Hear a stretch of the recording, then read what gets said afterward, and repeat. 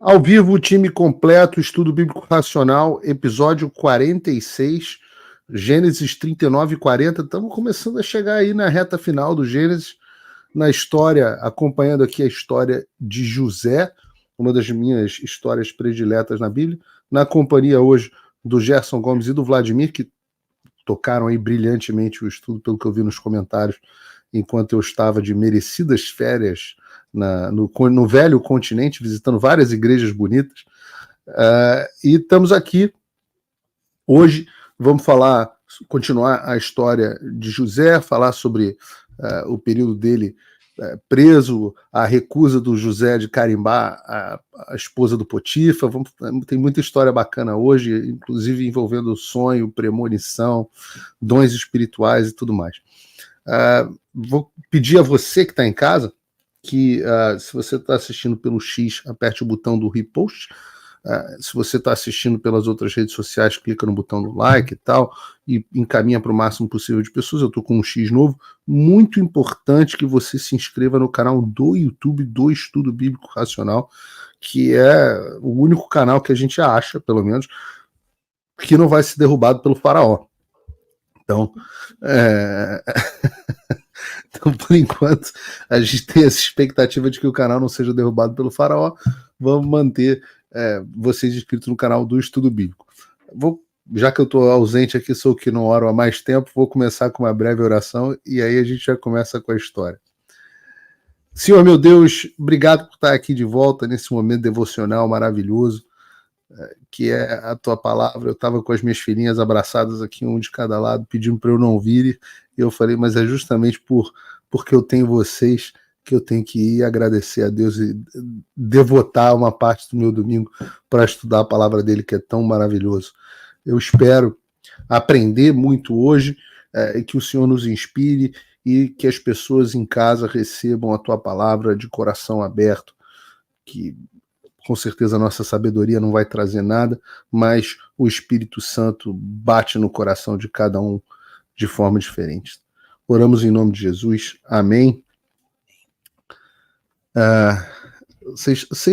Poxa, calhou, as minhas férias calharam justamente numa das histórias que eu mais gosto da Bíblia, que é a história de José, e vocês tiveram aí o prazer de contar. Eu comecei o primeiro capítulo falando de José, e vocês tocaram o resto no 30, fizeram 37 e 38, não foi no programa passado? Foi isso aí. E agora a gente está com 39 e 40, né? O José, que tinha sido vendido como escravo pelos irmãos, levado ao Egito, chega no Egito, José é comprado por Potifar, um oficial ali do faraó, né? E mesmo escravo, José vai lá e se destaca. Eu gosto da forma como a Bíblia descreve, que diz que o Senhor estava com ele em tudo que ele fazia. E eu gosto dessa questão da ética de trabalho, Vladimir. Talvez eu queira começar aqui por isso. Os católicos têm o Sé Maria Escrivá, que eu gosto bastante, que fala sobre a santificação através do trabalho, né? E eu acho que a história do Potifar mostra isso, né? Mostra como ele abençoa, do José com Potifar, como ele abençoa a casa do Potifar com o trabalho dele, como as coisas que ele, como ele com esmero vai fazendo tudo tão bem que ele mesmo ganha uma posição de destaque, né? Ele começa a gozar dos benefícios. E eu acho tão bonito isso. Eu acho que todas as pessoas que fazem o melhor de si nas suas profissões, às vezes você vê um jardineiro aqui no condomínio com um esmero gigantesco pelo quintal do vizinho, fazendo um trabalho totalmente diferente do jardineiro que vai lá e deixa aquela lambança, que joga as folhas para o lado, para cima dos outros. Eu acho isso tão bonito. Uma vez me impressionou aqui a capacidade técnica do lixeiro que operava o caminhão de lixo aqui na rua, porque eles vão sozinhos aqui, né? É um, cara. Eu sou do Rio, vocês todos do Rio. A gente está acostumado com o Lube, com aquele mutirão, né? Aquela equipe. Pô, uma equipe, né, cara? Aqui é um cara que vai lá, ele passa todos os dias que ele passa no mesmo horário, praticamente assim, uma diferença de 2, 3 minutos no horário que ele passa, e ele vai sozinho, com uma precisão incrível, vira o lixo e tal. Quase que como. E eu olho e falo, mas que capricho, como esse cara faz as coisas bem feitas. E isso é muito admirável, né? Agora, Paulo, é interessante, Vladimir, bom falar com você de novo, e bom falar com a nossa audiência de novo. Esse aspecto que você fala do José, eu vou te confessar que durante uma fase da minha vida, eu tinha uma dificuldade de enxergar essa questão da misericórdia de Deus, do amor de Deus pelas nossas falhas, nos olhando apesar dos nossos pecados, mas eu tinha dificuldade de olhar para a história de José e admitir que, com o passar do tempo no Brasil, eu vivi uma transição do meio evangélico em relação aos católicos. Porque o que acontecia? Os católicos eram maioria absoluta no Brasil e os evangélicos, eles eram uma minoria.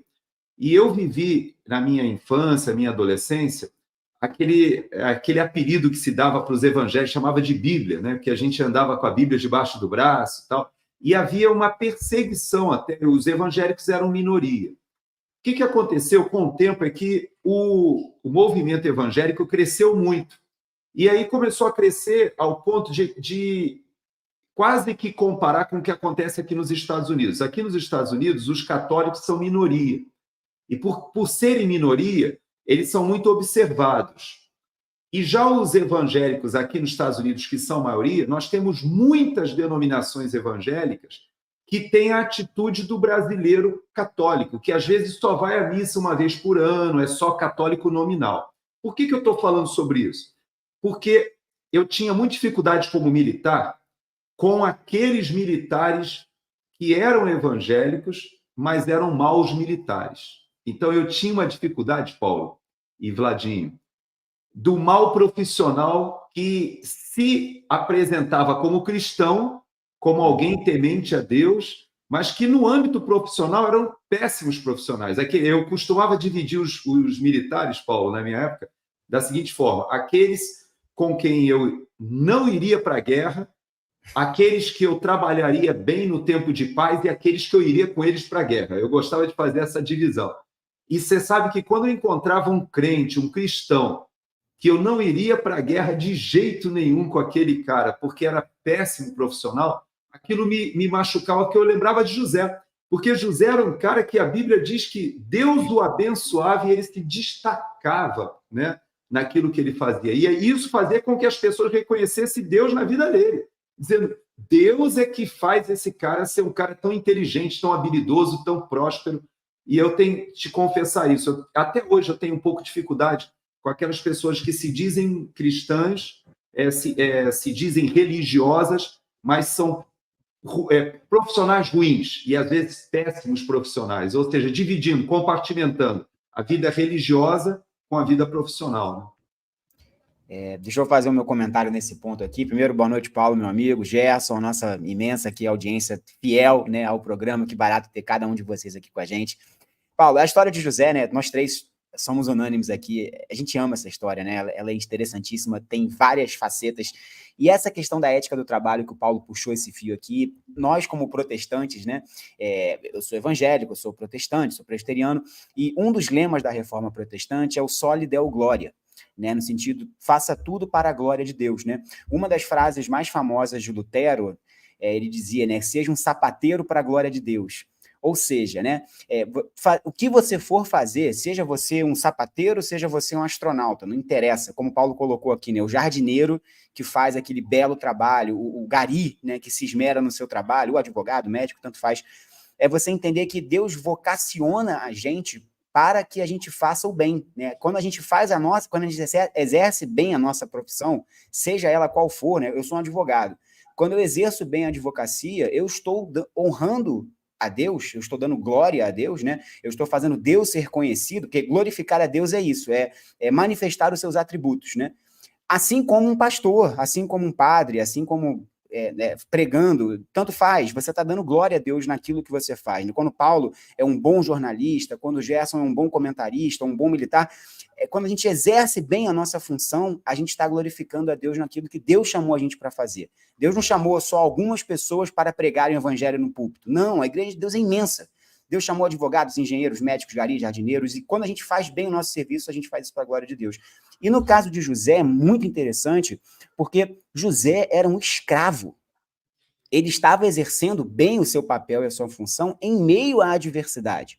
Esse é um ponto interessante. A gente viu que José foi vendido pelos irmãos, foi comprado por uma caravana, né, de ismaelitas que foi para o Egito, vendeu José no Egito.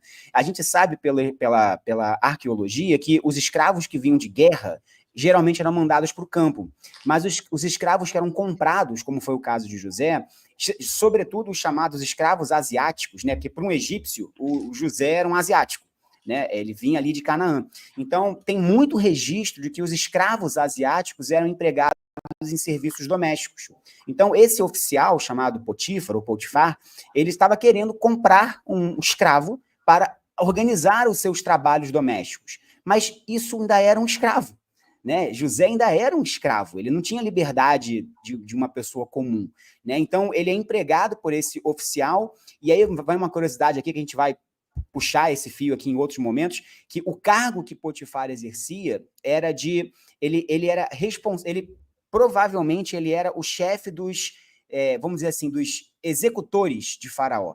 Né? Ele era dado a ele a responsabilidade de cuidar dos chamados dos inimigos de Estado, né? Os traidores, aqueles que tinham desavenças com o Faraó. Então, era um nobre. Potifar não era uma pessoa qualquer. Ele integrava a nobreza do Egito. Ele era um nobre, né, de uma família riquíssima, tanto que ele tem dinheiro para comprar escravos, e mais de um, né? A gente vai ver que quando a esposa de Potifar chama os demais servos domésticos, então tinham vários servos domésticos, então era uma família riquíssima, e José vai parar lá, né, nessa casa desse alto nobre. Ele teria sido comprado por qualquer pessoa no Egito, ele é comprado exatamente por um oficial, encarregado da chefia dos prisioneiros do rei, mas ainda assim ele é um escravo. E isso é o bonito dessa história, porque José não tem um espírito de autocomiseração, né? Meu Deus, eu fui vendido, meus irmãos me traíram, eu estou aqui no Egito, eu vou me entregar. Não, ele faz, ele acontece, ele mata no peito, exerce bem o seu trabalho, a sua função, e Deus faz com que ele cresça. Né, na presença tanto do seu dono, que era Potifar, quanto das outras pessoas, a ponto de ele trazer bênção para a casa de Potifar. Né? Então, esse ponto é muito legal. Eu confesso a vocês que tem o quê? Acho que mais ou menos um ano que eu comecei que eu li O Caminho, do José Maria Escrivá. Foi dica da Ludmila Lins, Grilo, a juíza. E eu comecei a ler e tal, e fiquei apaixonado, porque se conectou muito com essa questão por incrível que pareça, né, apesar de ser um santo católico, fundador do Opus Dei, né, ele é o fundador do Opus Dei, se conectou muito com a questão, com essa ética protestante que é muito perceptível aqui nos Estados Unidos.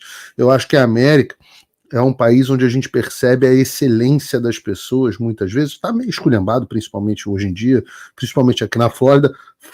Quem fizer o meu curso Fim da América vai entender por quê. Mas nós temos aqui, de um modo geral, o americano dá muito valor a você ser excelente. E eu confesso a vocês que eu não aprendi isso no Brasil. Eu não aprendi o conceito de excelência no Brasil. Principalmente o Rio de Janeiro, né, que aqui faz jeitinho, é tudo meio mal jambrado, é tudo feito de qualquer jeito. E o meu pai e meu avô sempre foram pessoas assim, não, faz direito às coisas, mas apesar deles serem assim, a cultura na qual a gente está no Brasil não é a cultura da excelência. A gente não dá o imenso valor à pessoa que faz a coisa de forma excelente. Aqui é tanto que as crianças pequenininhas, já quase que no jardim de infância, tem o negócio do honors na escola, que elas estão dentro do grau de excelência. E algumas escolas no Brasil começaram a importar isso, mas aqui é comum, é a prática. Né? Você ter boas notas é uma coisa, você é ranqueado quase que na estrutura social pelas suas notas. E claro que é uma forma imperfeita, mas é o conceito de excelência, excelência, excelência. E tem um aspecto importante nessa história, que ela diz que, num dado momento, o Potífar ele não se preocupava com mais nada, exceto com o que ele comia. O José administrava tudo de uma forma que a vida dele era absolutamente perfeita. E eu sei que tem muitas pessoas aqui que estão nos assistindo que têm trabalhos que elas acham que são menos importantes do que o meu. Poxa, Paulo, você está aí nos Estados Unidos falando para milhões de pessoas, se reunindo com congressistas e tal, e eu uma vez prestei atenção em algo que o Jordan Peterson falou sobre isso, e eu vi isso se incorporando na minha vida. Uma vez eu fui para Washington só para uma reunião. Eu ia com uma reunião com uma congressista. E eu tinha tido um horário só para falar com essa congressista, e eu fiquei meio assim, mas era muito difícil falar com ela, eu não vou dizer quem foi, mas eu fui para Washington, só para isso. Eu ia passar o dia em Washington, ia voltar. E foi tudo muito em cima da hora, o meu voo se atrasou um pouco, eu cheguei em Washington e falei, puta, não tenho tempo de comer, mas estou desesperado de fome. E aí, ali no aeroporto de Washington, tinha um negócio de hambúrguer. Eu falei, cara, e eu estava fazendo dieta carnívora na época, eu falei, pô, vou pegar o hambúrguer, vou comer no caminho, no Uber e tal, e aí vou chegar lá no Congresso. Cara, o cara do hambúrguer conseguiu a façanha de errar o meu pedido 3 vezes e fazer a coisa com uma má vontade gigantesca. Moral da história, ele conseguiu me atrasar tanto que quando eu cheguei na reunião dentro lá do prédio lá dos congressistas, do lado do Capitólio, para a qual eu tinha ido, eu perdi a reunião e a congressista disse que não ia poder mais me atender. O brasileiro também ele não está, para as pessoas saberem, aqui nos Estados Unidos 15 minutos de atraso é um baita de um atraso. No Brasil 15 minutos de atraso não é atraso, né? Principalmente no Rio. Aqui 15 minutos de atraso é um baita do atraso. Bati e falou, o congressista te esperou, você não chegou, ela teve que sair. Foi para o próximo evento. Você vê como uma pessoa com um pequeno trabalho causou um prejuízo para mim gigantesco, eu tive que arcar com a viagem, tive que arcar com tudo, meu tempo, etc, etc. E, em última instância, essa pessoa pode ter arcado com um prejuízo para o Brasil. Até hoje eu não consegui encontrar com essa congressista. Até hoje. Então, o seu pequeno trabalho, seja ele qual for, ele tem a capacidade de tornar a vida das pessoas mais fácil ou mais difícil. Você pode ser aquele... Por outro lado, né, quão bom é quando você chega, sei lá, num Starbucks, que seja, e o cara vai rápido e serve teu café perfeito e te entrega, e você tá lá com aquele cafezinho quentinho e segue a vida. Né? Eu digo, a menina aqui que cuida das coisas aqui em casa, a Andreleia, um beijo para ela, a minha vida sem ela seria totalmente diferente. Esse aspecto da história talvez a gente esteja se detendo um pouco demais nele, mas esse aspecto eu queria que as pessoas chamassem a atenção, que elas se entendessem. A vida do Potífar, que era, como o Vladimir disse, um nobre, né, um capitão de guarda, um homem importante no reino importante do Egito, a vida dele era fácil por causa do José. Então, só um último comentário para as pessoas façam o melhor, dediquem a Deus o seu trabalho, porque dedicando a Deus o seu trabalho, isso é um reflexo de cumprimento dos 2 mandamentos principais da Bíblia. Do seu amor a Deus, porque você reconhece a posição que ele está te colocando e você dedicando isso, que é a tese do José Maria Escrivá, né, um processo de santificação pelo trabalho, mas também de amor ao próximo e aos próximos, né? Então você tem a oportunidade no seu trabalho diário de exercitar esses 2 mandamentos. Diga, Gerson. Uma coisa que me chama a atenção vai ser nessa segunda parte aí, quando a mulher do Potífar ela dá em cima do José, mas na hora que ele resiste, ele fala uma coisa que eu acho interessante, que ele diz para ela o seguinte, que na casa do Potifar, ou do Potífar, eu aprendi como Potifar, ele falou que ele era considerado no mesmo nível do dono da casa. O cara tinha deixado tudo tão na mão dele que ele falou assim, ó, ele me deu tudo para administrar.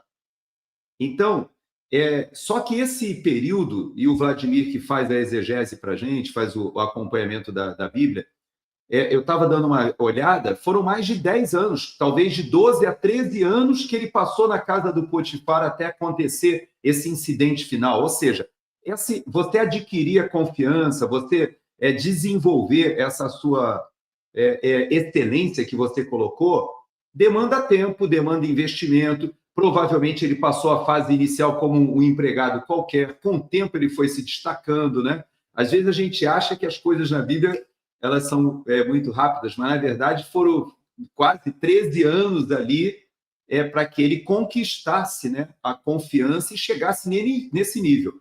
Mas Deus foi operando. Eu acho bonito porque o texto especifica que foi por intermédio de Deus e José tinha consciência disso, que eu acho que é o mais bacana, né? Que às vezes, né, Deus te abençoa e o teu coração é ingrato, ou você não percebe, não atribui a Deus essa diferença, né?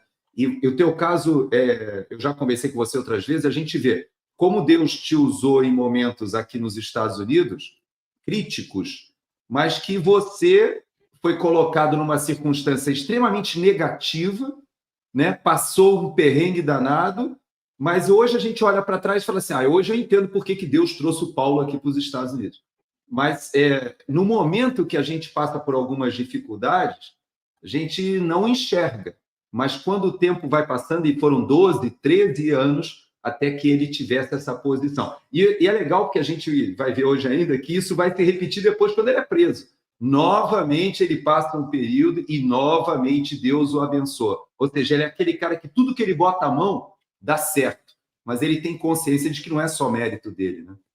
Ô, Gerson, tem um ponto, e você tá... Paulo, só antes da gente avançar, jogo rápido, de fato, os comentaristas entendem que esse episódio, quando envolve a esposa de Potifar, ele já está há pelo menos 10 anos a serviço de Potifar, né? E é legal, a gente sabe o final da história, certamente tudo que José aprendeu de administração durante esses 10 anos em que ele administrou as propriedades de Potifar, ele vai utilizar lá na frente para administrar o Egito, né? E esse é um ponto interessante, que às vezes a gente acha que nós só vamos ser usados e tal nos grandes momentos, mas Deus muitas vezes está testando a gente, lapidando a gente, né? Preparando a gente para coisas maiores no futuro, nas coisas menores do perrengue. Vamos imaginar o início da história de José, né? Vamos nos colocar na posição dele, um jovem, vamos lembrar que ele tinha 17 anos quando ele foi vendido, um jovem, bonito, né, de uma boa família, vai parar como um escravo no Egito. Cara, ele podia ter entregado os pontos,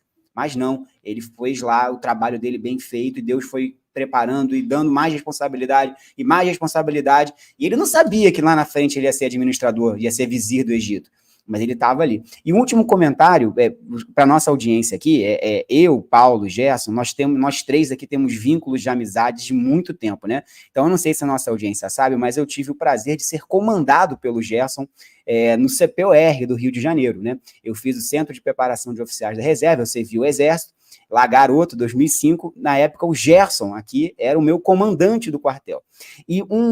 Foi uma experiência maravilhosa ter servido o Exército, eu aprendi demais dos 3 anos que eu fiquei na Força, e um conceito que eu aprendi lá no CPOR, Gerson, que eu trouxe para a minha vida, muito concreto, é o conceito de disciplina consciente, né? De você fazer o que tem que ser feito corretamente, mesmo quando ninguém está te olhando, quando não tem ninguém te observando, mas faça. Por quê? E aí, como cristão, porque a gente está fazendo para Deus. A gente está fazendo, né? Paulo está sendo um grande homem brasileiro ali lutando pelo Brasil, não para a glória dele, mas porque ele sabe que Deus chamou ele para fazer isso. Ele vai prestar contas a Deus daquilo que Deus colocou no colo dele. Gerson, a mesma coisa, eu a mesma coisa. Né? Então, esse conceito de você saber que você está trabalhando, seja qual for a sua função, vai fritar um hambúrguer no shopping, no aeroporto de Washington, frita um hambúrguer para a glória de Deus. vai receber uma congressista, receba e conversa com a congressista para a honra e glória de Deus. Porque se a gente tem esse conceito nas pequenas coisas que a gente faz, certamente Deus vai empregar os seus servos para grandes coisas no futuro, debaixo da sua providência, né? Então, essa história de José, se a gente puxar esse fio aqui, a gente vai ficar falando eternamente. Então, vamos avançar, porque tem muita coisa boa para a gente conversar ainda.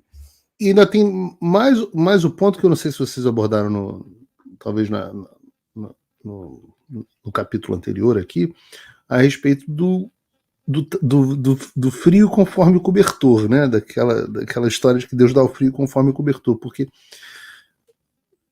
na escravidão, imagina você levado, né, como escravo, você foi parar, onde é que você vai parar? Não, você vai ser escravo, é perrengue ser escravo, é óbvio que não é maravilhoso ser escravo, mas você vai parar com o Potifar, que é um cara bem colocado. Você vai trabalhar no serviço doméstico e você vai trabalhar no serviço doméstico de um cara nobre e você, por conta do seu trabalho, vai atingir uma... Então, assim, às vezes o perrengue é o perrengue. A gente tá triste, eu fico imaginando como é que José se sentiu no caminho para a casa de Potifar, no mercado, sendo julgado. Como é que se ele não teve aquela sensação de meu Deus, por que me abandonaste? Mas Deus mostra ali nas pequenas coisas que ele está presente, de forma que o sujeito não se sente abandonado.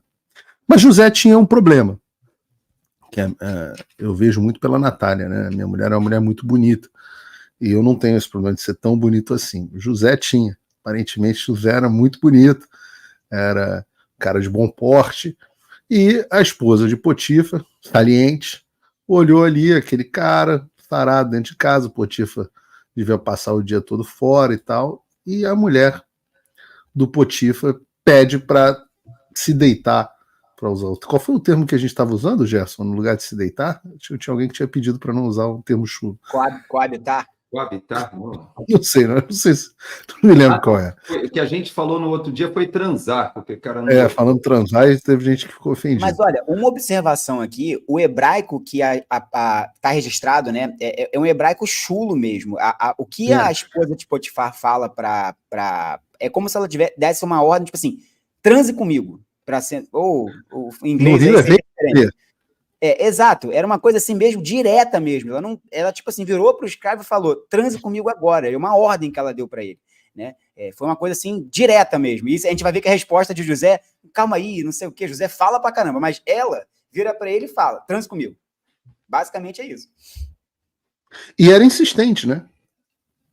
Era insistente.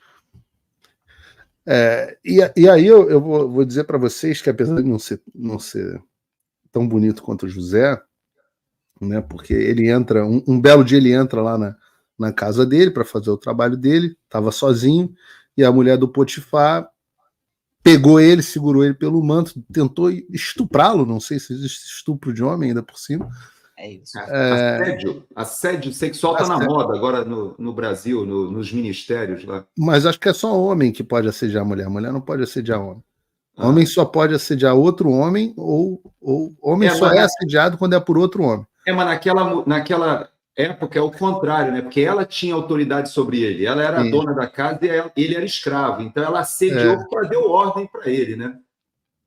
Agarrou, né? Segurou pelo manto e ele fugiu, ela segurou o manto e tal. E até um detalhe, Paulo, antes de você... que quando você falou que ela foi insistente, é porque o texto bíblico fala que ela já tinha feito essa proposta para ele, ele negou, explicou por quê, ele entendia aquilo como uma deslealdade com o dono da casa, mas depois ela faz uma estratégia ardilosa, porque ela dispensa todos os servos da casa e fica sozinha em casa. Ele chega lá, quando entra, não tem ninguém, e ela pega e agarra o cara, aí parte para cima mesmo, pro finalmente. E tem um detalhe aqui, que antes da gente avançar, que acho que a gente tem que dar um passinho para trás e ver. Cara, assim, a gente não sabe se a mulher de Potifar era jovem, se era velha, se era bonita, a gente não tem esse detalhe, o texto não revela pra gente se foi fácil para José recusar ou se era uma gata, a gente não sabe. Mas o ponto é, cara, a gente está falando de um escravo recebendo uma ordem de uma nobre egípcia, uma mulher de poder, de autoridade, né? Então, assim, não apenas... Tem dois lados aqui. José podia pensar assim, cara, eu vou pegar a mulher de Potifar porque essa mulher vai me colocar para cima, né? É uma pessoa poderosa, né? Vai abrir as portas, vai me tirar daqui. Ou o contrário, né? Tipo assim, cara, será que eu vou dizer não para uma mulher de poder como ela? Né? Ela vai acabar comigo, ela vai me matar, vai me jogar. Então, assim, a coragem de José, independente do fato se foi fácil ou não negar sexualmente a mulher de Potifar, que o texto não diz pra gente, então a gente não pode elocubrar. Mas nesse ponto de ser corajoso, porque, de novo, ele era um escravo, né? Não era fácil para um escravo dizer não para o seu senhor, né? Apesar de ser a esposa do seu senhor, né? Então, e o bonito aqui, que é um ponto também que a gente não pode deixar de comentar, é que o texto deixa claro para a gente, eu acho que aqui é outro ponto que a gente vai puxar aqui, se a gente quiser a gente vai falar muito sobre isso, que José diz que não vai adulterar, né? Não vai trair a confiança de Potifar, porque seria uma deslealdade contra o seu senhor, que tanto bem o tratava, mas porque era um pecado contra Deus. E eu acho que esse é um ponto aqui, Paulo Gerson, muito importante para a gente, hoje. Porque hoje a gente sabe que a sexualidade, né, nesse mundo identitário que a gente vive, né, essa cultura woke, que está aí para todos os lados, né, esse liberalismo expressivo dos tempos modernos, essa cultura terapêutica, o sexo é tratado como algo recreativo, muitas vezes. Né? Ao mesmo tempo que ele é expressão da identidade da pessoa, a identidade da pessoa é a sua sexualidade, ao mesmo tempo o sexo é tratado como algo descartável, como algo que dois adultos consentem, fazem o que bem entendem, né? E José, ao responder à esposa de Potifar, diz, eu não vou fazer isso, porque isso é uma deslealdade contra o meu Senhor e um pecado contra Deus. Então, a gente perdeu um pouco essa noção, né, da sacralidade do sexo. E veja, isso não quer dizer que o povo de Deus não faz sexo, pelo contrário. Todas as estatísticas, né, e todas as pesquisas mostram claramente que quem mais faz sexo com regularidades é um homem e uma mulher casados, geralmente cristãos. Né? Então, a gente dizer que o sexo é sagrado não é que ele é pouco, ou que ele é restrito, ou que ele é apenas para fins de reprodução. Não tem nada a ver com isso. Mas é a noção de que o sexo existe dentro de um relacionamento monogâmico, heterossexual e definitivo, como é o casamento. E a resposta que José dá à mulher de Potifar indica isso. Porque ele diz, olha, o pecado sexual aqui, o erro, ele não é uma coisa só que eu vou fazer contra Potifar. Por mais errado que ela seja, é um erro, pecado contra Deus. Né? Então, nessa cultura que a gente vive da pornografia e do sexo fácil, isso é um ponto que a gente tem que prestar atenção. E, de novo, não é um discurso moralista, não é um discurso de querer dizer o que a gente pode ou não pode fazer, não é isso. Mas é ter a noção do que o sexo representa e do que o pecado representa diante de Deus. Né? Eu não quero aqui arvorar de dizer quem tem que fazer o quê ou não, não é isso. Mas o ponto é, a Bíblia está ensinando alguma coisa para a gente aqui com essa resposta de José, que a gente tem que observar. Né? A gente não pode desconsiderar o que José responde. Então, acho que isso é um ponto interessante aqui para a gente conversar. Quer botar o texto da resposta do José aí para a gente, Gerson? Ele diz assim, ó, não há ninguém nesta casa que esteja acima de mim. Ele não me vedou nada, a não ser a senhora, porque é a mulher dele. Como, pois, cometeria eu tamanha maldade e pecaria contra Deus? Né? Então, ele... Interessante que o texto também fala, né, que e diz, ela falava com José todos os dias, mas ele não lhe dava ouvidos, recusando-se a ir para a cama com ela e ficar perto dela, né? Ou seja, a mulher não desistia, né? Insistente. Eu vou aqui um pouco, talvez além do que o Vladimir falou, dizendo que eu tenho uma visão provavelmente diferente de vocês dois a respeito da questão da sexualidade, eu sou bem mais aberto. E eu acho que o texto explica qual é a maldade. O pecado, primeiro que você ser mal é sempre um pecado contra Deus, que é o summum bonum. Então, se você é mal, você peca automaticamente contra o bem maior que é Deus. E ele diz, qual é o pecado? O pecado é o fato da confiança, da traição da confiança ao sujeito. E por que eu digo que eu vou além do ponto de vista moral ao que o Vladimir diz?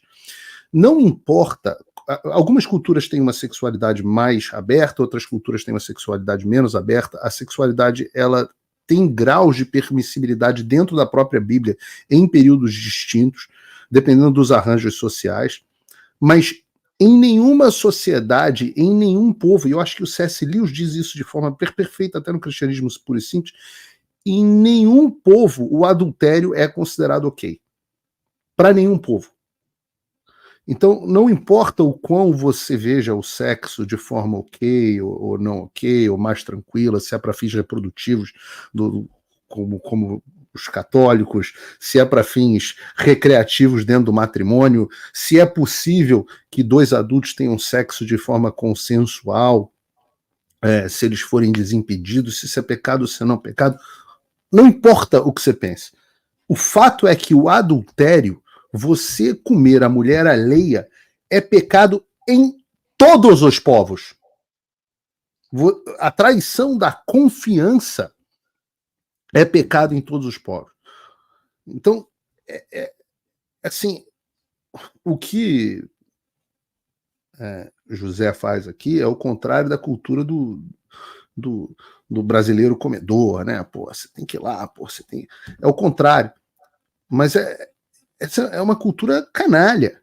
Você comer a mulher dos outros é uma coisa canalha. Você pode ter vontade, mas e ela pode ter sido muito formosa, como você falou, a questão do poder, etc, etc. Mas é uma coisa canalha, é o mínimo do mínimo. E ele explica, pô, como é que eu vou fazer isso com um cara que me deu toda a confiança, me botou dentro da casa dele, me colocou sobre tudo. Então, enfim, acho que esse. Agora, tem um ponto nessa história que eu acho muito interessante, que eu já me meti numa tremenda de uma enrascada justamente por não ter querido, não sou bonito que nem o José, mas justamente por ter me recusado a pegar a mulher de um amigo. E, cara, essa mulher infernizou a minha vida. Infernizou a minha vida. Tem o ditado, né? Água morra abaixo, fogo morra acima, e mulher, quando quer, ninguém segura.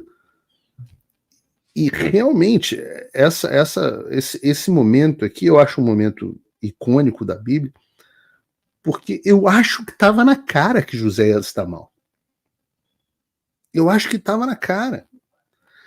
E ainda assim, ele resolve fazer o que é certo. E aí você pergunta, e eu tenho muita fé nisso, né? Você faz o certo, você faz o melhor, e o melhor vai acontecer para a sua vida.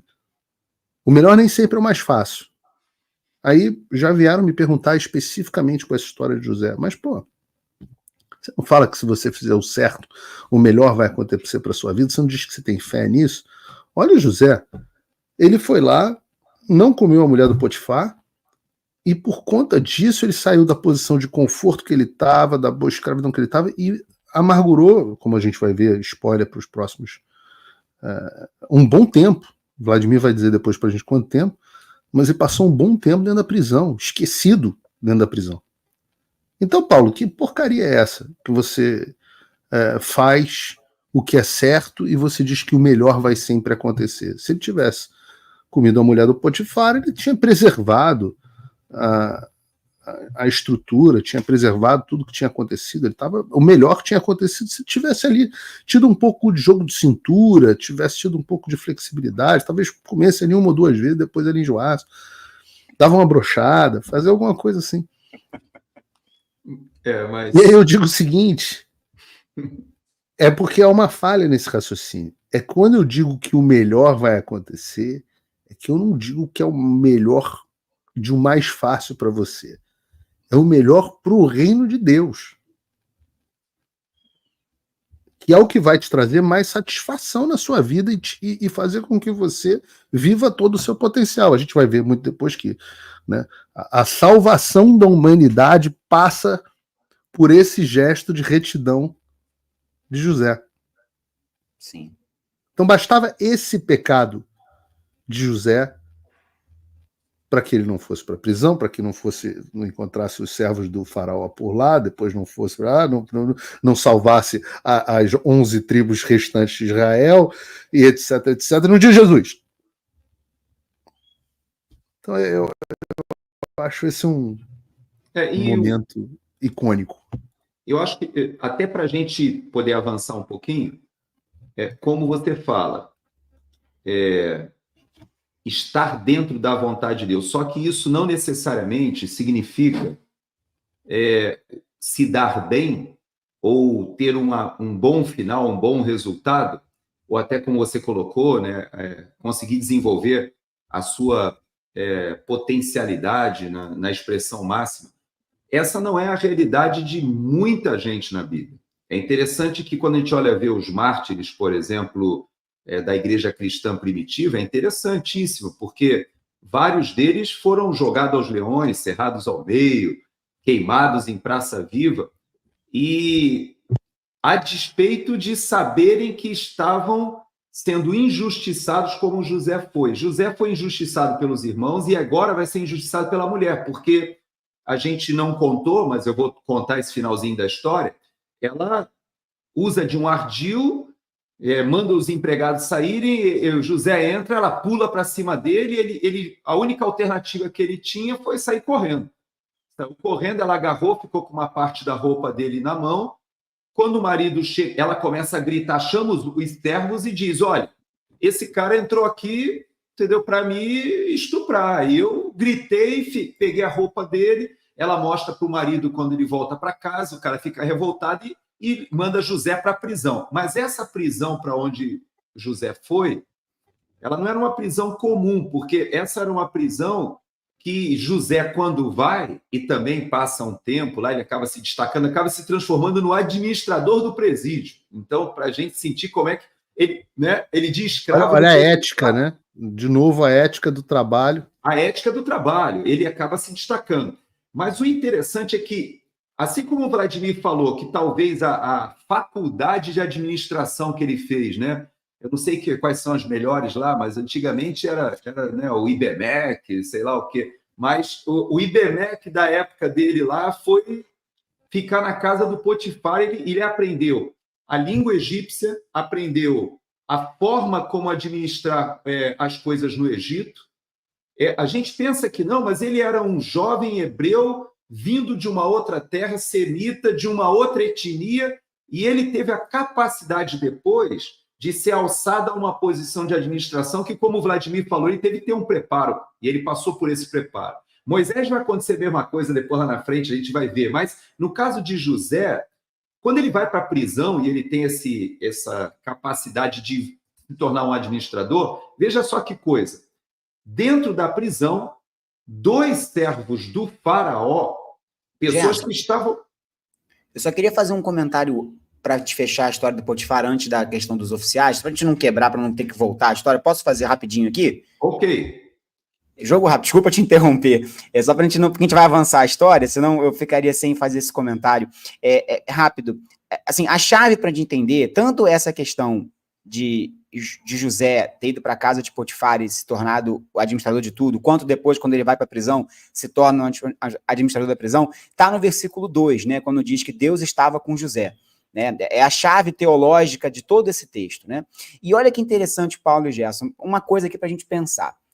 Qual seria... Mas o que significa isso, o Vladimir? O que significa Deus estar com José? No sentido de Deus estar protegendo e abençoando José de uma maneira especial, né? De uma maneira providencial. A providência de Deus estava cuidando da vida de José. Né? Essa é uma forma de ver. A outra forma de você ver é você enxergar que dentro de José estavam os valores de Deus.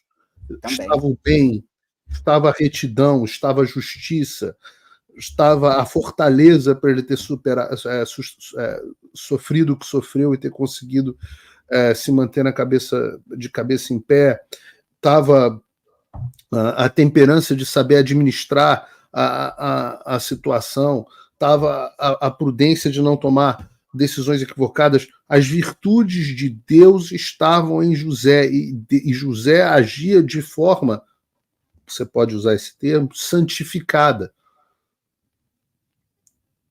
E eu vejo isso no texto bíblico. Sim. E o texto fala, né, Paulo?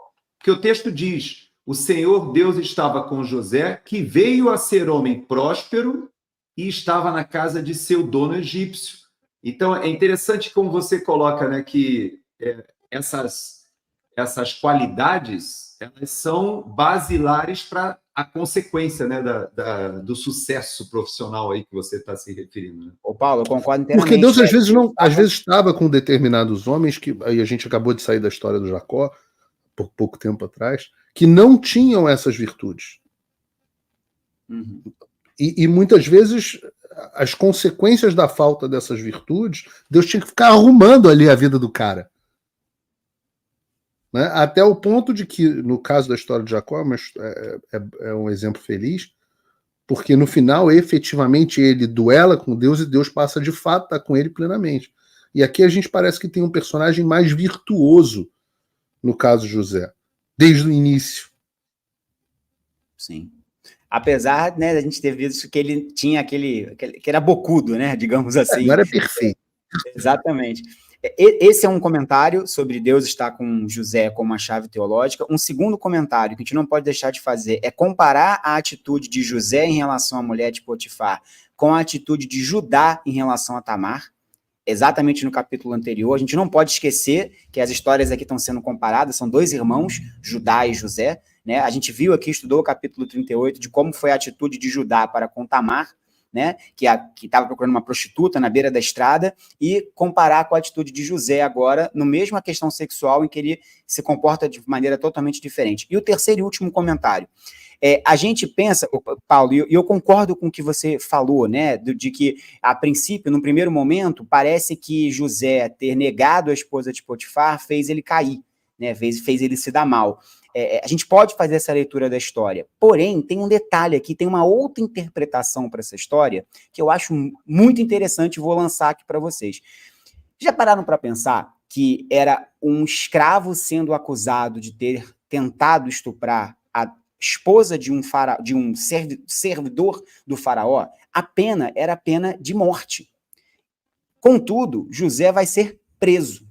Então, muitos comentaristas entendem que Potifar não mandou matar José por dois motivos. Primeiro, porque talvez ele desconfiasse da moralidade da sua esposa, talvez não fosse a primeira vez, e ele confiava muito na ética e na integridade de José. Então, esses dois fatores podem ter contribuído para que Potifar, ao invés de mandar executar aquele escravo que estava sendo acusado de tentar transar com a sua mulher, que seria uma pena comum, era um escravo qualquer, né? Ele manda prendê-lo, ele não mata José, né? Então, é possível que o fato de José ter resistido à esposa de Potifar, na verdade, tenha salvado a sua vida, né? É possível a gente ter essa interpretação da história também, né? Faz sentido aqui nessa questão. Eu, particularmente, acho muito interessante essa interpretação. Eu também achei muito interessante essa ideia. Agora você coloca... existe todo um estudo teológico sobre essa característica da providência divina. Né? A providência de Deus é algo que daria um estudo só sobre esse tema, porque a gente olha que, principalmente quando a gente vai ficando mais velho, que a gente olha para trás e fala assim, caramba, naquela circunstância X... hoje eu entendo que Deus, né, ele é o que o ditado popular fala que Deus escreve certo por linhas tortas, né? O pessoal fala esse ditado, mas que, na verdade, Deus tem um processo temporal diferente da gente, que nós somos finitos e a gente, às vezes, não enxerga. Muitas vezes é uma segunda, terceira geração que vai fazer sentido naquela história. Eu já passei por isso também. Essa situação do José me lembra, por exemplo, uma época em que eu fui designado para uma unidade no Rio Grande do Sul e eu tinha minhas crianças pequenas. A Day era uma executiva. Ela ficou no Rio de Janeiro e eu fui para Itaqui, no Rio Grande do Sul, fronteira com a Argentina, sozinho. Fiquei lá, era uma dificuldade muito grande e eu pensei até em pedir demissão do Exército. E eu me lembro que eu pedi para o meu comandante a transferência por interesse próprio de Itaqui para o Rio de Janeiro, sem receber nada, sem receber passagem, sem receber mudança, nada disso, porque eu não aguentava. Eram 2 anos já que eu estava longe da minha família, tendo a Daia de vez em quando lá, eu voltava. Mas veja só, o meu comandante, ele escreveu que a minha saída da unidade comprometeria a operacionalidade do regime. Aí eu falei, peraí, um capitão eu vou comprometer a operacionalidade do Comando Militar do Sul. Eu achei um exagero da parte do cara. E fiquei chateado, porque eu me considerava um profissional muito bom e ele me elogiava muito, e ele não assinou autorização para eu ser transferido. E eu fiquei super chateado, Paulo. Mas sabe que ele nunca me falou isso diretamente, mas ele sorriu que ele deu aquela negativa, porque ele sabia que eu tinha sido selecionado sem saber, eu não sabia, eu tinha sido selecionado para ser instrutor no Equador, e eu viajei para o Equador com tudo, com transferência, família, etc., que era uma situação anômala de você ter um capitão viajando para um outro país para ser instrutor da escola militar de um outro país. E eu não sabia que eu tinha sido selecionado para essa missão. Ele sabia. E ele ficou quieto. Ele veja como ele esperou eu chegar ao ponto de pensar em pedir demissão do Exército. Mas ele ficou para ver até onde eu ia. E eu achei interessante como é que Deus tinha propósito para aquela estada lá. Claro que foi um período difícil, mas foi um período que eu trabalhei numa igreja super legal, tal, aprendi muita coisa lá naquele lugar, mas eu entendi depois. E José, com certeza, só foi entender por que ele foi para a casa de Potifar, por que ele foi para a cadeia. Aliás, o sonho que ele interpreta na cadeia, que vai ser o sonho que vai levá-lo a interpretar um sonho do faraó lá na frente, spoiler para a semana que vem. De tudo isso, ele vai ver um dia, ele vai olhar e falar, caramba, a providência de Deus, eu fui vendido pelos meus irmãos, vim parar no Egito, fui traído por uma mulher, fui parar na cadeia, da cadeia eu acabei vindo falar com o faraó, eu me tornei a maior autoridade no Egito, num período tão importante que salvou, inclusive, a própria tribo, né? O clã do pai dele, que acaba depois sendo levado para o Egito. Então, você vê como essa questão da providência divina é algo que, quando a gente está passando pelo perrengue, a gente não enxerga. Mas Deus tem propósitos assim fantásticos, né? É e não é, Gerson, que a providência divina, se você termina martirizado, não tenha agido a providência divina. Esse é que era o meu ponto. Né? O Tertuliano tem aquela frase famosa dele, né? O sanguis martyrum semen ecclesia, né? Que é o sangue dos mártires, é a semente da igreja. Então, não estaríamos aqui, não fossem os mártires, não só os apóstolos martirizados, mas depois todos os mártires no início da igreja. Exato. E tudo mais. Meu ponto nessa história é que você fala, pô, mas então você está dizendo, Paulo, que eu posso fazer o melhor e acabar martirizado. Você pega a declaração da independência dos Estados Unidos, você vai ver, eu fiz um texto uma vez mostrando o destino de cada um. Todo mundo se arrebentou. Todos os caras que declararam a independência americana. E você fala, pô, mas que maravilha. Eu falo, é claro, só que você está analisando a coisa pela ótica pós-modernista que diz que o importante é ser feliz. E aí eu falo que toda vez que alguém fala, não, o importante é ser feliz, eu morro um pouco por dentro. Porque meu senhor não terminou a vida feliz, terminou a vida na cruz. Né? E ressurgiu para a próxima vida, onde na próxima vida a gente vai estar na plenitude, na companhia de Deus. Então, o mártir, quando eu digo que o melhor vai acontecer, eu insisto, é o melhor para o reino de Deus, porque você veio aqui pro reino de Deus. E se isso significar você ser martirizado, se isso significar você ser preso, etc., etc., que assim seja e vai ter valido a pena. E não para ser feliz. Porque se for para ser feliz, quanto tempo dura a felicidade? Como é que você vai ser feliz com uma filha com câncer? Como é que você vai ser feliz dentro de um campo de concentração? Você não vai. Dentro de uma gulag, sendo perseguido. Você não vai ser feliz. Então você não está aqui para ser feliz, está aqui para a glória de Deus. E para a glória de Deus, se você fizer o que é certo, o melhor para a glória de Deus vai acontecer. E você vai alcançar o máximo do seu potencial. E se o seu potencial máximo for ser martirizado, e aí, ponto para os muçulmanos nesse sentido, que glória! Que glória! Eu preferia morrer martirizado do que morrer de pneumonia. Ô Paulo, e aí tem o versículo de Jó 1:21, né, que a gente nunca pode esquecer. Deus deu, Deus tomou, bendito seja o nome do Senhor. Amém. Mas deixa eu avançar na história. Deixa eu só fechar essa história daqui. O Paulo contou a primeira parte, eu vou contar só um pequeno pedaço. Ele vai para a prisão. Então, José vai para a prisão. A gente já viu que Deus estava com ele, né? E como o Paulo colocou, era algo intrínseco também de virtude que ele tinha, que onde ele botava a mão, tudo dava certo. Chegou na prisão, ele virou... Só lembrando que era uma prisão diferente, né? A gente não pode esquecer esse detalhe, que José era um escravo comum, então era para ele ter, né, ele parar numa prisão qualquer, mas ele vai parar na prisão administrada por Potifar, que era o comandante da guarda, era o chefe, né, dos executores, então ele vai parar pela providência de Deus numa prisão que era destinada aos inimigos do Estado, né?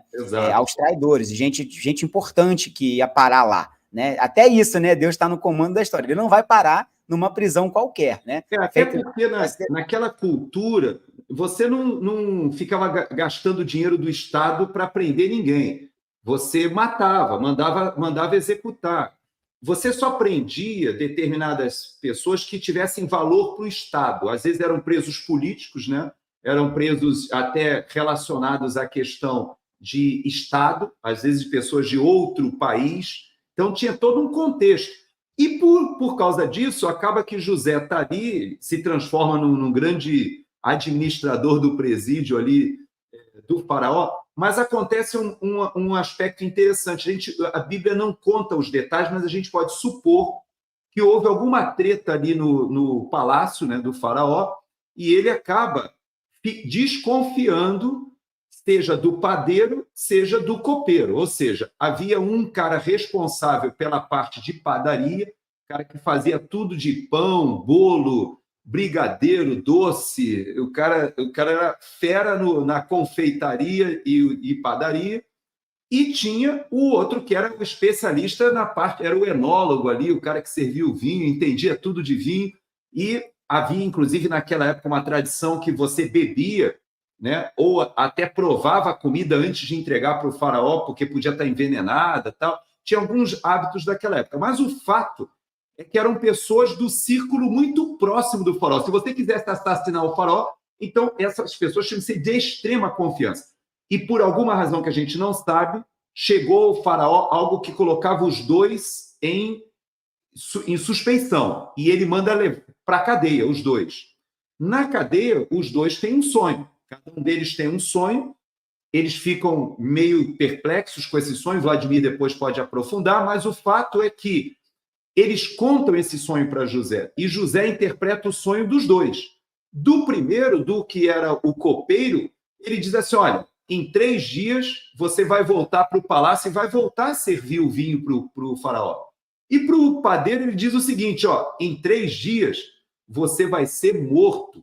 E as aves, os animais vão vir até comer os teus restos. Ou seja, a interpretação é que o faraó ia chegar à conclusão de que o culpado daquela acusação de traição era o padeiro e não o copeiro. E o copeiro, que tinha sido mandado para a prisão junto, ele vai ser restituído à confiança do faraó, e o padeiro não. Tudo bem. Só que José fala para eles o seguinte, ó, lá para o copeiro, cara, eu estou preso aqui, eu interpretei o teu sonho, não vai esquecer de mim, não vai me deixar aqui na cadeia. Quando você estiver lá com o faraó, lembra que eu estou aqui para você me tirar daqui. E a gente vai ver o texto que isso não vai acontecer, o cara volta lá para o faraó e esquece que tal do José lá na cadeia estava lá e era um cara correto, que tinha essas virtudes que o Paulo falou. Então, fiz questão de contar essa parte da história para a gente ir para o término do nosso estudo hoje. Deixa eu fazer alguns comentários, então. Como o Gerson trouxe para a gente, essas duas figuras que foram parar lá, eles integravam a alta nobreza, né? Eram pessoas de alta distinção, tinham centenas de pessoas trabalhando para eles, né? Não eram pessoas quaisquer. E José era tão bom que o faraó determina que esses dois fiquem sob o comando de José, né? José, apesar de ser um escravo, preso, é quem estava ali servindo a essas duas autoridades enquanto elas estavam presas, né?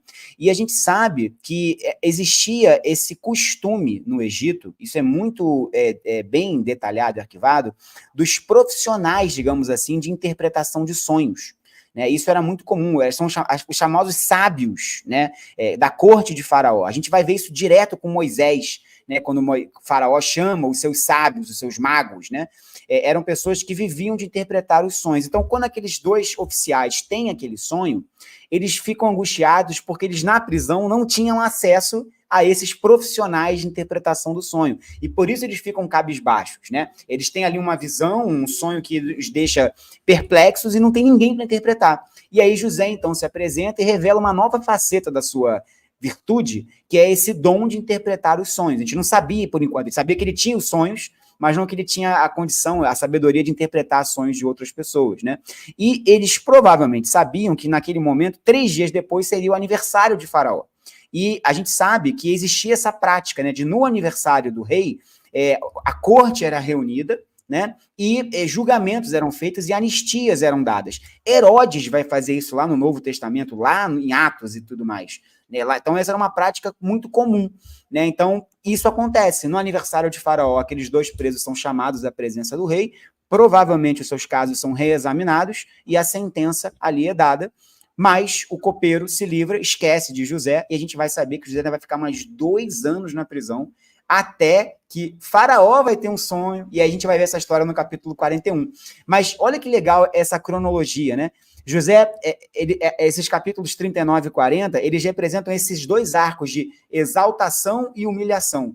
Exaltação e humilhação, né? José fica um processo de 10 anos até ser exaltado, e aí então é humilhado no sentido do que a esposa de Potifar faz com ele. E aí ele vai parar na prisão real, e fica ali pelo menos 1 ano até se tornar administrador. Aqueles 2 figuras vêm para ele, ele interpreta os sonhos, e a gente acha que a história vai seguir. Não, ele é esquecido, vai ficar mais 2 anos naquela prisão, até que a história de novo vai. E isso tem uma lição para mim que eu acho muito curiosa, né? Que você vê, mesmo em relação a José, um dos personagens mais importantes da Bíblia, as coisas não acontecem assim, né? José vai ficar bastante tempo sofrendo até que Deus mostre a saída, né? Às vezes a gente está orando, aflito, e acha que Deus vai fazer as coisas assim, né? Olha a história de José, né? José, mesmo íntegro, correto, e o texto dizendo que Deus estava com ele, ele interpreta o sonho, o cara esquece de José, tá nem aí para José, né? Assim que ele voltou para a corte, assim que ele voltou a ter o seu status, ele ignorou completamente aquele cara preso lá, qualquer hebreu que interpretou o sonho dele. Né? E José ainda vai ficar mais 2 anos, pelo menos 2 anos preso, aguardando o desenrolar da história. Então, muitas lições aqui para a gente, com certeza. Eu acho interessantíssimo essa coisa de Deus revelando o futuro através de sonho, cara. Eu acho isso um negócio muito doido. Você já parou para pensar nisso? Com profundidade, assim? Assim, em tese, né? E o melhor livro sobre sonho é do Jung. E sem dúvida nenhuma, o seu sonho tem todo um componente de... Né, o Jung achava que o seu sonho era a forma que o seu cérebro formulava as coisas que ele não consegue formular de forma tangível. Então ele transformava em símbolo e explicava nos seus sonhos, o que está coberto, está perfeito aí nesse texto. Né? Talvez o faraó estivesse entendendo ali que uma crise podia estar acontecendo, mas como é que ele ia saber do futuro, né? Como é que ele ia saber que 7 anos, depois mais 7 anos, de novo, alguns componentes, né? Os números, né? 3 e 7, né? De novo. Vários componentes altamente simbólicos. O pássaro lá, os corvos, eu não sei qual era o pássaro. Qual era o pássaro? Era o corvo, não? Tinha um pássaro lá comendo. O criatura não, são aves de rapina, né? Mas eu acho que não são nomeadas. Os urubus, que seja. Podia ser urubu flamenguista. Deve ser urubu. E vamos lembrar que no Egito eram consideradas representações de deuses, né? Esse ponto a gente também não pode esquecer, que não eram qualquer coisa. Para os egípcios, né, Anubis e tudo mais, as aves de rapina eram expressões dos deuses, né? Exato. E aí você imaginar que Deus foi lá e revelou o futuro para um pagão, né? Isso é absolutamente... Não, mas é interessante que você fala isso, mas a Bíblia tem várias passagens onde sonhos são revelados. Daniel, aconteceu com Daniel. Sim, claro. Aconteceu isso com os medo-persas. É impressionante que não era uma coisa que, como você diz, era meio esotérico, é um negócio assim que você não... Né? Como é que Deus se manifestava? E essa interpretação de sonhos, como o Vladinho falou, acaba se transformando num dom que ele tinha, né? Um dom de interpretação de sonhos, né? Uma coisa impressionante. E é interessante, e vários povos acreditavam nisso, né? E a gente acha que muitas vezes, a gente já citou isso aqui ao longo do estudo, que muitas vezes que a gente acha de visões, o que Deus falou com Jacó, a gente acha que tem pistas de que tenham sido sonhos, que as coisas tenham sido faladas através de sonhos. Mas aqui é interessante porque não é só uma orientação por sonho, mas é a premonição. E eu digo que isso é muito doido, porque todo mundo já teve algum tipo de premonição por sonho, ou conhece alguém que já teve, né? E às vezes ela é precisa, às vezes é uma coisa que a gente toma até um susto, né? Mas nesse caso é uma profecia geopolítica, cara. O cara tem uma profecia geopolítica. Você imagina o líder, talvez da maior superpotência ali daquele momento. Com certeza. Né? Pelo menos ali no mundo antigo, no Oriente Médio, a maior superpotência. Ele teve uma premonição geopolítica. E se você for completamente materialista, né, do que eu volto a dizer, os sonhos, mesmo que você goste do Jung, como eu gosto, os sonhos são a coleção do seu inconsciente, ideias que você não percebe necessariamente, que você formula elas abstrata em formas de símbolo através do sonho. Pô, mas como é que você sabe o que vai acontecer no futuro? Porque até do ponto de vista de física, o futuro ainda não aconteceu. Então ele não é tangível. Então como é que algo que está no futuro, ou seja, é potência, pode se manifestar como um ato no cérebro de um cara em ondas REM, né, em estado de sono REM? Cara, eu acho esse troço uma puta de uma viagem. Mas é que Einstein não tinha ainda nascido nessa época, né, para poder dar um valor para você sobre essa questão, né, do futuro, presente, relatividade. Einstein, inclusive, tinha a visão teísta, né? Ele atribuía a Deus algumas coisas, mas no fato é que você está colocando, tentando encaixar Deus, né, nesse nosso raciocínio de marco temporal humano, né, que a gente vê, né, que para Deus não tem passado, presente, futuro, né? Então é um negócio assim. Então essa intervenção dele, que você chama de geopolítica, talvez alguém não tenha entendido, que você está fazendo referência não ao sonho do copeiro ali, mas sim ao sonho do faraó, que a gente vai estudar semana que vem. É que esse sim foi um sonho de premonição geopolítica, né? E que, de fato, mexeu com toda a geografia do Oriente Médio daquela época, né? É impressionante. Se ele não tivesse agido, né, ele provavelmente teria tido uma fome que teria mudado completamente o tabuleiro da humanidade. A gente vê que todos os povos recorrem ao Egito como o celeiro do planeta. Isso sei lá, cara, eu acho esse troço absolutamente... Paulo, e a gente viu isso no próprio Gênesis, né? Quando Abraão teve fome em Canaã, ele foi para o Egito. Sim. Quando Isaac teve fome em Canaã, ele ia para o Egito e Deus mandou, fica em Gerar. Então esse movimento de ir para o Egito em busca de comida, né, era comum ali, né? Mesmo no Império Romano, quem sustentava o Império Romano era o Egito, né? Até porque aquele vale do Nilo sempre foi... Aliás, os dois vales, né? O vale da Mesopotâmia ali do Tigre e do Eufrates, que vai dar no Iraque, ali mais ou menos hoje em dia, mas principalmente do Egito, aquele vale do Rio Nilo ali, durante séculos, foi o que alimentou aqueles povos do entorno ali, quando tinha seca, né? Mas o impressionante é que há 7 anos de racionamento para se preocupar, e que se não tivesse havido as vacas magras... Foi revelada no sonho. Aquilo ali, como você falou, foi uma estratégia com repercussão geopolítica, não foi uma coisa assim, o que vai acontecer. Ele já deu até uma solução, né? Mas isso vai ser semana que vem, né? A gente vai comentar. Eu vou só fazer mais um comentário aí do ponto de vista da curiosidade, que a gente está falando sobre a providência, né? Tem um detalhe aqui. Não sei se vocês já pararam para pensar que não é estranho um hebreu que parou lá como escravo chegar a vizir do Egito, né? Parece esquisito isso. Mas tem uma explicação, é que os comentaristas entendem que essa história de José se deu no chamado do governo dos Ixos. né, que foi um povo que dominou o Egito, que era um povo estrangeiro, né? Então isso explica a possibilidade de estrangeiros ascenderem dentro da escala real, porque neste período, que a gente está situando aqui cerca de 1800 anos antes de Cristo, aproximadamente, a dinastia que estava no poder no Egito era a dinastia dos Ixos, que inauguraram ali o segundo período intermediário egípcio, uma coisa assim.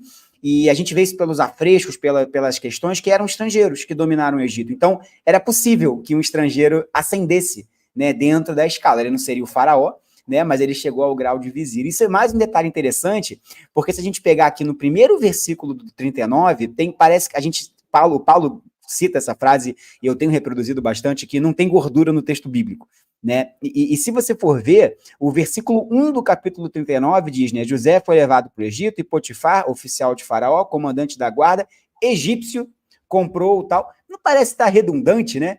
Para dizer que, por que tem que dizer que ele era egípcio? Exatamente porque existiam muitos estrangeiros nessa época, né, exercendo esses cargos, e Potifar, no caso, era nativo mesmo, né? Então, até isso, né, a providência de Deus permite que José vá para lá no momento propício, né, para que estrangeiros ascendessem. Assim como a gente entende que a expressão plenitude dos tempos, que diz quando Jesus Cristo nasceu, ele se deu ali naquele momento em que as estradas romanas já existiam, que permitiram, então, a divulgação do evangelho mais fácil dentro do Império Romano, por meio das navegações e tudo mais. Então, é interessante a gente ver essa questão de Deus estando no comando da história, né? Então, a gente para aqui o nosso estudo de hoje, né? Encerramos o capítulo 39 e 40.